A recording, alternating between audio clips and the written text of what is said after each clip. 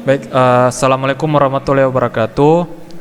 Perkenalkan, nama saya Muhammad Fernansa Kasman, kelas C1 Stambuk 130 2018 0188. Saya akan membawakan persentase tugas 2 dari mata kuliah pengujian perangkat lunak. Studi kasus yang saya angkat yaitu aplikasi web analisis pola penjualan buku, yang dimana saya akan melakukan analisis pengujian white box dan pengujian black box-nya. Perlu saya sampaikan bahwa aplikasi yang saya angkat ini adalah aplikasi web analisis pola penjualan buku menggunakan metode asosiasi rule dengan algoritma FP Growth. Di sini pengujian white box-nya kita bisa lihat flowchart-nya. Di sini ada alur dari mulai, kemudian login. Nah, pada step ini login, ketika user yang telah terdaftar maka dapat melanjutkan ke tahap selanjutnya. Tetapi jika user yang belum terdaftar maka perlu adanya tindakan register kepada sistem.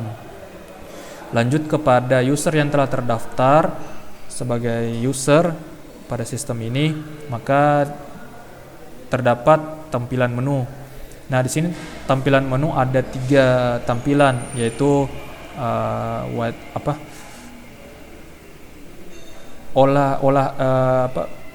menu olahan data, transaksi, dan melakukan perhitungan FP Growth, melakukan perhitungan menggunakan algoritma FP Growth. Nah, pada tahap setelah tampilan menu ada tahap melakukan perhitungan menggunakan algoritma FP Growth. Nah, ketika user memilih tahap melakukan perhitungan FP Growth, maka di sini user melakukan pengolahan data dan pengolahan transaksi. Nah, di mana di sini tahap ini sistem melakukan perhitungan algoritma FP Growth. Nah, lanjut kepada step selanjutnya, hasilnya yaitu asosiasi rule dan hasil analisis. Kemudian ketika user ingin memulai perhitungan lagi, maka dia akan kembali ke tampilan menu. Tetapi jika tidak, maka program selesai. Nah, di sini terdapat flow graph.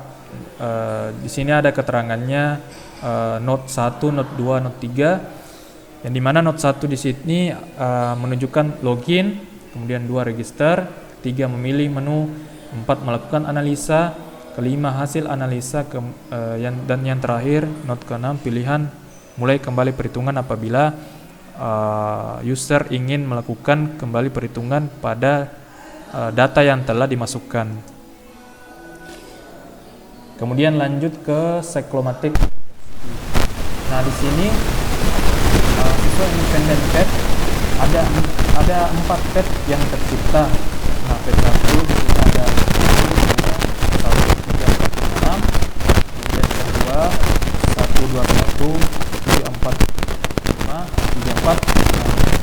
Nah, ketika node ketiga ada 1, 3, 4, 5, 6. Nah, path keempat ada 3, 4, 5, 6.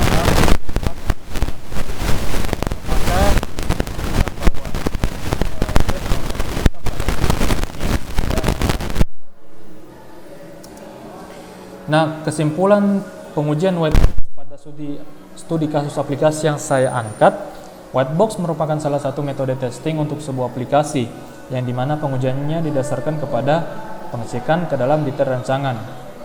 Tujuan digunakan whitebox diantaranya, yang pertama dibutuhkan kepastian bahwa eksekusi logika dan kesalahan telah dites. Kemudian untuk mencari kemungkinan eksekusi jalur yang tidak benar, dan yang ketiga untuk mencari kesalahan penulisan yang acak, seperti logika yang tidak jelas atau ambigu pada jalur normal. Cyclomatic complexity merupakan suatu sistem pengukuran yang menyediakan ukuran kuantitatif dari kompleksitas logika suatu program. Pada basis path testing, hasil dari cyclomatic complexity digunakan untuk menentukan banyaknya independent paths. Independent path adalah sebuah kondisi pada program yang menghubungkan node awal dengan node akhir. Nah, berdasarkan studi kasus yang saya angkat, terdapat 4 independen. Maka nilai cyclomatic complexity-nya yaitu ada 4. Lanjut, pengujian black box pada studi kasus yang saya angkat. Nah, di sini ada uji login. Di sini ada komponen halaman login. Di tampilan ini user diarahkan untuk melakukan login dengan memasukkan username dan password. Nah, ketika user yang melakukan login terdaftar, maka bisa melanjut ke tampilan selanjutnya atau sistem yang berhasil dijalankan, maka user diarahkan kepada tampilan menu. Tetapi jika tidak, maka user perlu melakukan registrasi terdahulu dengan cara memberitahu admin untuk mendaftarkan user. Lanjut pada uji form pengolahan data buku. Di sini ada komponen form pengolahan data buku. Nah, di sini user mengolah data buku dengan memasukkan kode barang, judul buku, penulis, pengarang, tahun terbitan, dan jenis buku. Nah, data yang telah dimasukkan masuk ke dalam database. Kemudian dari hasil pengujian di sini diterima atau berjalan dengan semestinya. Kemudian di sini ada uji pengolahan data. Komponennya form pengolahan data transaksi. Di sini user melakukan input data transaksi. Nah, di mana data-data buku yang telah atau transaksi yang telah dilakukan dimasukkan ke dalam form ini. Dan di sini user dapat mengedit data transaksi yang ada. Nah, dari hasil pengujiannya berhasil atau diterima dan berjalan dengan semestinya. Kemudian uji hasil analisa. Nah, di sini ada form analisa FP growth.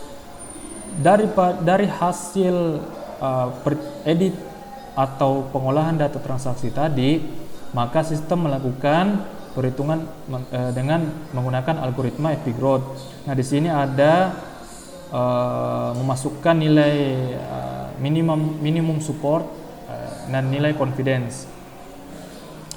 Jadi ketika user memasukkan minimum supportnya, maka data yang tertampil di form ini akan tampil sesuai dengan nilai minimum support yang telah dimasukkan. Kemudian sistem melakukan perhitungan. Nah, hasil dari perhitungan di sini bisa ditampilkan pada form analisa FP growth. Nah, di sini di tampilannya ada beberapa hasil asosiasi yang telah terbentuk dan hasil daripada perhitungan FP growth itu sendiri dengan berdasarkan penilaian atau melihat dari nilai confidence itu sendiri. Nah, pengujian black box.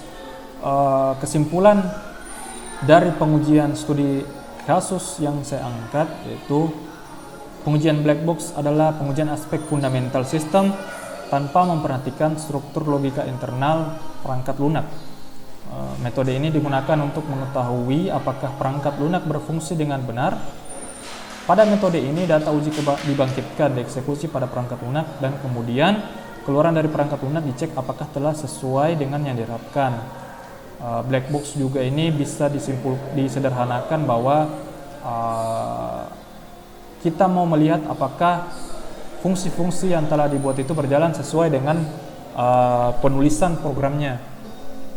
Nah, dalam studi kasus yang diangkat, pengujian black box aplikasi dilakukan dengan metode functional analysis, di mana functional analysis dasar utama pemikirannya adalah melakukan analisa terhadap fungsi-fungsi yang terdapat pada suatu sistem.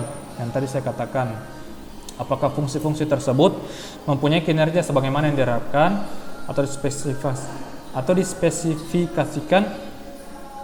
Pengujian black box yang dilakukan pada kasus yang saya angkat terdiri dari satu, uji login, uji informasi produk atau uji informasi produk atau uji tampilan data. Nah, ketiga, uji pengolahan data produk.